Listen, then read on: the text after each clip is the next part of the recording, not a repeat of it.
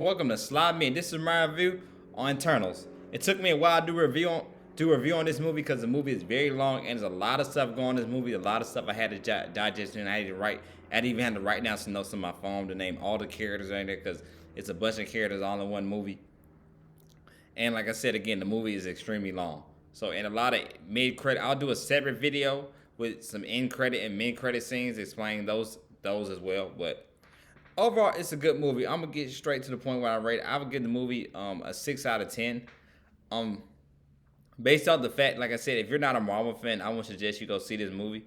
Based on the fact that a lot of characters in it you're not familiar with, and it's so many characters, of course, in the movie. So it's really a lot to digest in. It's a very long movie as well. One thing good I always say about what they do with us Marvel fans, that like they always kind of have the end credit, mid credit scene. So of course, regardless how long the movie is, where it's good, now we're gonna stay and watch it because we want to watch that end credit, mid credit scene.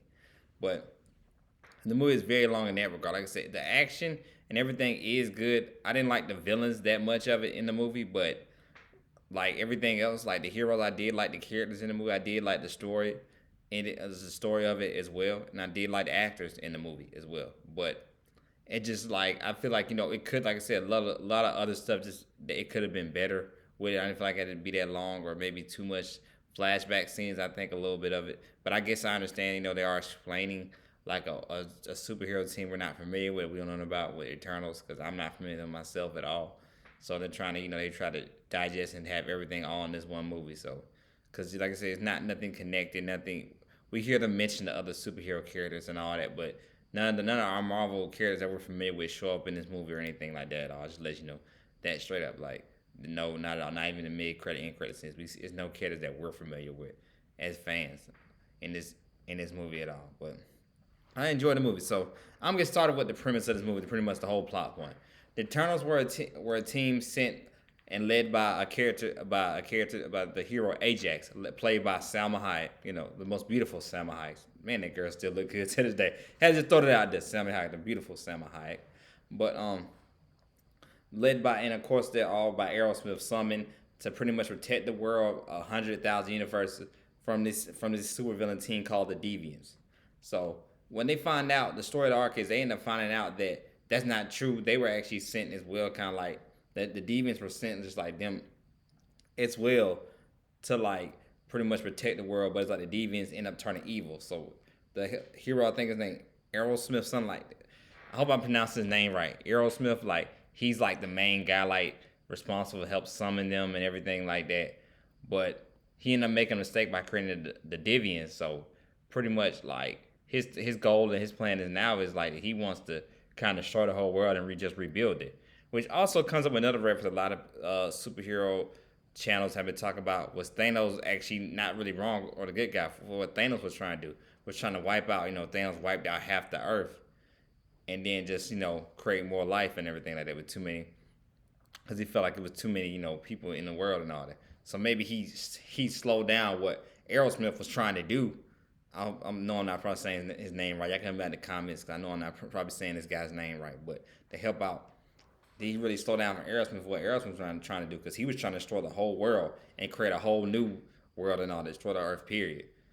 And the team is against that pretty much. I'm gonna name all the Eternals characters. Hope I'm pronouncing the name right. Let Sergi, who's the main protagonist, she's pretty much the lead character. Icarus, the second in command. Kingo, Sprite, Fastos. I think that's played by I forgot the guy's name, but dude that play, I know him mostly for that show, be on that show Atlanta with Childish Gambino. I forgot his name, but Fastos, Makari, Druid, Thenit, Gilgamesh. But that's all. That's pretty much all the Eternals. So, and of course, Angelina Lee plays the Thena, another character, but in the movie, that's like pretty much those are like kind of like the main stars that you probably are more familiar with from their stuff is Angelina Jolie, Salma Hayek, and the guy from the TV show Atlanta with Childish Gambino. But so all of them, and they all decide like no, they're gonna try to save the world, try to stop what's happening, what's finna come, and everything with Aerosmith wanting to destroy the whole world and everything like that. Everybody agrees to it except for Icarus. Yes, except for Icarus, he's against it just based off the fact he just going what he's trying to do, like to serve Aerosmith. He doesn't want to go against them and everything like that. Sergi, who's the leader, she's all for it, and everybody kind of almost, um, everybody except for oh my goodness, except for Kingo is against it. Oh my goodness, hope I was saying his name right. Wow, because oh my goodness, the Eternals. It's so many characters, so y'all bear with me.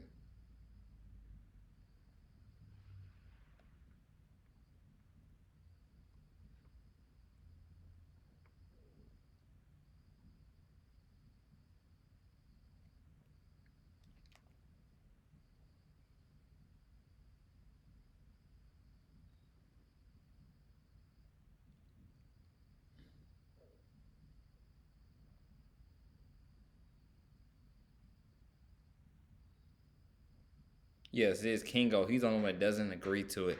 Doesn't agree with them fighting. Doesn't agree with them fighting because he's like he looks at them as his brothers. He looks at them as his brothers pretty much. That like hey I want to go against Icarus. He's the strongest, and then still that's like our brother. So he's have four. He pretty much decides to not be part of it. Everybody else joins. Along with Icarus, he does kill Ajax character because Ajax, some of highest character, just based off the fact when she tells him, oh, they both knew about this all along what happened, but he didn't kill her intentionally, but ends up sending her down with a deviants and lets her die. Pretty much lets her die. Pretty much sends her to her death because by the fact that he's not with it of stopping deviants and stopping the world from going from going extinct. He's against it pretty much. That's what Icarus. He's the only one that's against it.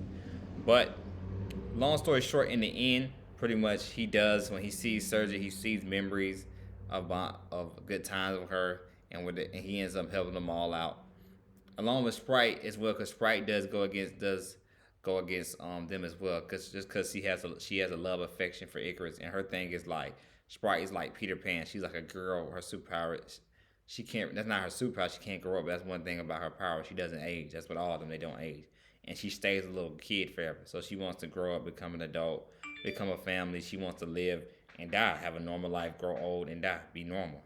That's I like that sometimes with characters. They have characters that do want to just live and die. They want to be normal superheroes, and that's what she wants. She wants to just live and die. So that's why she's against this with Icarus. Well, also minus being in love with him, but she also as well like she wants to just be. I want to be normal. I want to grow up and get old and all that, go on dates and all that. Because even begin the movie, you see her pretend to be an older girl when she's an older woman when she's at the club with Sergi and another character Black Knight. I'm not gonna spoil you what his actual name is, but who Black Knight really is though. But another her love interest is a Black Knight. Look him up, if you're a Marvel comic fan, look up Black Knight. But Serge on a date with the guy. Well, he becomes Black Knight. So Kit Harington's character is Black Knight. So she while Serge on a date with him in the beginning of the movie at the club. She and Sprite. That's when Sprite portrays herself as a normal young adult and everything like that. So that's her thing too as well. Sprite and Icarus are the ones that are against it, saving the world at first, but then they eventually just come to and end up, just going and helping out because they all are a family, all came up and grew up together. And that's why Icarus, before he's getting ready to kill Sergi, he just against it. He just says no bump. He sees all the flashback and good love times and good times with her that he just like, nah, he can't do it. So that's pretty much short and sweet, part of the movie. Short and sweet, the whole story arc of the movie. A lot more other stuff I'm missing is going on, but I'm gonna get straight to it, what the plot is and what it was all about. And like I said, I'm gonna do a separate video about the end credit scenes and the mid credit scene about what that I think might lead to my prediction of what's going on with that.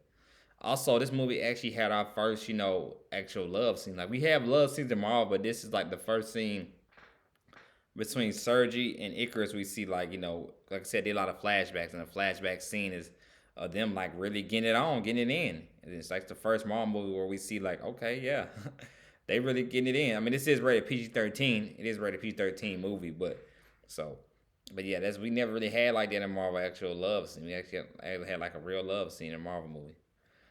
Then also as well, we do get our first openly gay character with Fastos and his husband, and they're married together and actually have a child together. So we get our first introduction is in that. I'll make sure I'm saying his name right. Played by the actor from Atlanta, Brian T. Henry, who's a phenomenal actor. But we do also, as well, we get our first. That was our our first openly gay superhero character with him. So we do actually see like they really are gay, really out there, with it. So like I said, a lot of interesting stuff, that's different than any other Marvel with Eternals. Like I said, it's probably was the biggest gamble doing this movie. I enjoyed it. I entertained it. Like I said, if you're a Marvel fan, you should definitely watch and see this movie because it sets up what's coming in all of Phase 5. I mean, Phase 4. I just say sets up everything that's coming in Phase 4, not Phase 5 yet, but everything coming up in Phase 4. So you should definitely see it. But if you're not an average moviegoer, I don't know, unless you're a fan of some of the actors and actresses in the movie, I don't really think you should go see it. You probably won't enjoy it like that. That's why I understand why a lot of critics probably bashed it somewhat just because of that, pretty much.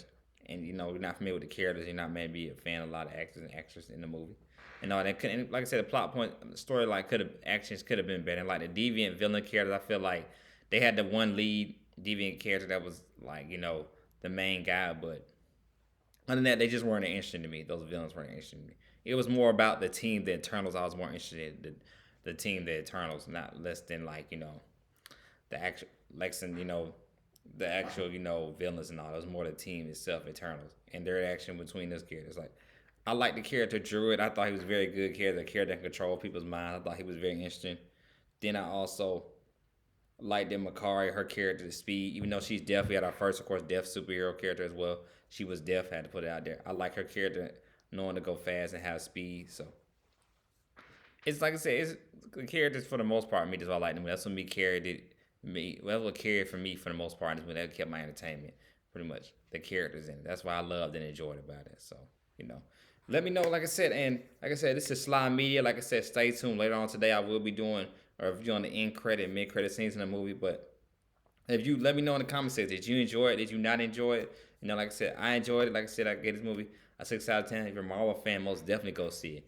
If you're a fan of any actresses and actors in the movie, yes, you should go see it as well. But just the average moviegoer, I'm not just saying it's something you should definitely go see. You should go see something else. But like I said, this is my review on Eternals. I already told you my next video coming. Besides doing something on Eternals, oh my goodness, the new Idris Elba Regina King movie. I forgot the name of it. I will be doing a review on it. One of my homeboys. He's a big fan of it, so we'll both be doing a review on that coming up too as well tonight. So y'all stay tuned for me with that. But this is Sly Media. Y'all have a good day, and I'm out.